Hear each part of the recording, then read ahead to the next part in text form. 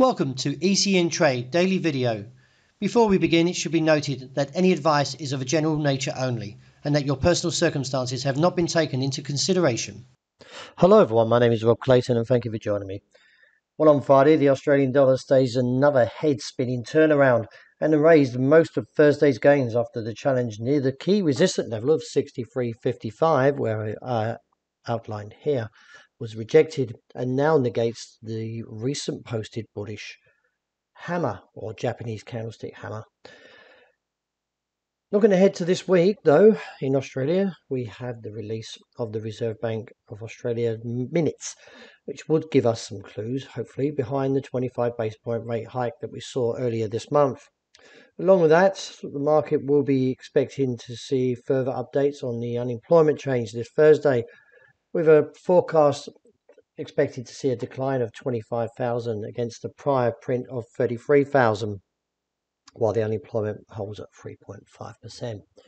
There is still a bit of divergence here. Along with that, the ADX is slightly overheated, so it is a little bit mixed here at the moment, but nevertheless, I feel because we've taken out the level of 62.45 from the rejection of 63.55, that we may be looking down, and that is towards this region, which is around 59.75 to 60 cents.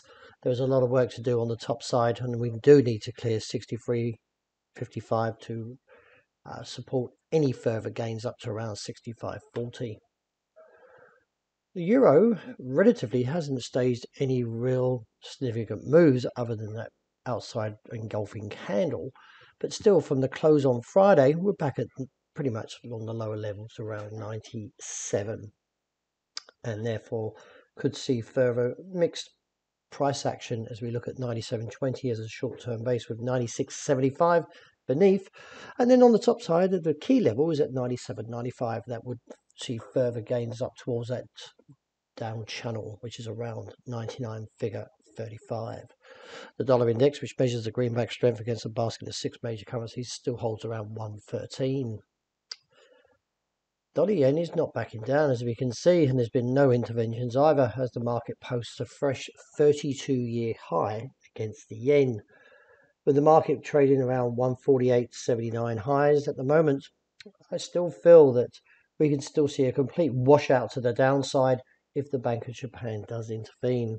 This market is no doubt long, and that is, it's started off around this region here of 43, so we're currently 6 big figures to the top side since the rally, and we could easily see that completely wiped out. As we've looked in the past, the market does drop very aggressively, and therefore being extremely overbought, then we may see that happen again. Let's see if the market does get an intervention, as the resistance now looks around 149.25, and the downside target, well, that can be exposed anywhere towards that 145 and reassess.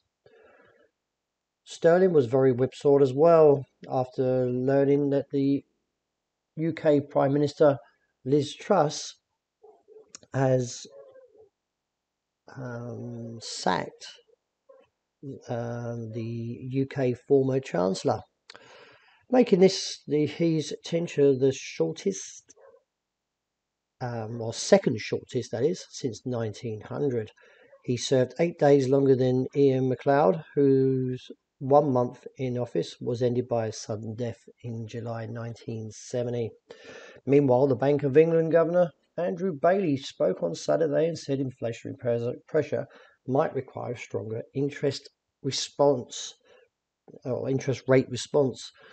We will not hesitate to raise rates and therefore to attempt to meet the inflationary target.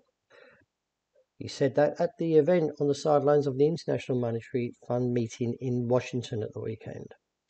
Looking at the technicals, well, the market is a little bit wide to its ranges, and that is about the boundaries, that is, of 109 to 114. It is going to be very whipsawed, no doubt. I would rather step in and wait for the base around 109 or look towards that top side around 114, 40, 45. Since the rejection of 1,680 area, the market has met its downside target, which was called at 1,642, and that sort of being the low, and therefore looks now to a small impulse up to 1,656, Reassess from there, as a rejection would see further downward pressure, and taking out this level of 42 would expose the region of 1,621 to 24. And wrapping up with oil, with the rejection of this top side here around 88, 25, 45 area, is the fact is that we've seen further weakness into the recent last hour, and therefore could see further weakness towards this bottom side of 82.60, or even lower towards that 81 base. The technicals have been buckled since the rejection, so let's see if this bottom side view or adventure comes out for the bears. Well, that wraps it for the start of this week. Thank you very much for joining me. As always, look out for the intraday report. I hope you enjoy the great start to this week.